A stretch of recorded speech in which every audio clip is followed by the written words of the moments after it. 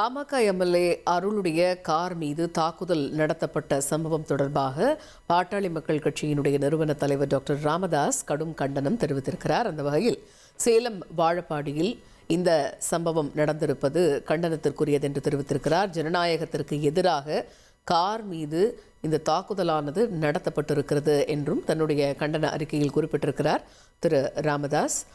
அன்புமணி மோதல் போக்கை உருவாக்குகிறார் என்றும் கடுமையான குற்றச்சாட்டுகளை தன்னுடைய கண்டன அறிக்கையில் குறிப்பிட்டிருக்கிறார் பாமக நிறுவனர் டாக்டர் ராமதாஸ். பாமக எம்எல்ஏ அருளுடைய கார் மீது தாக்குதல் நடத்தப்பட்டதற்கு கண்டனம் தெரிவித்திருக்கிறார் திரு ராமதாஸ். இதில் சேலம் வாழப்பாடியில் பாமக எம்எல்ஏ அருளினுடைய கார் தாக்கப்பட்ட சம்பவத்திற்கு கடுமையான கண்டனங்களையும் பல்வேறு குற்றச்சாட்டுகளையும் தன்னுடைய அறிக்கையில் குறிப்பிட்டிருக்கிறார் திரு ராமதாஸ்.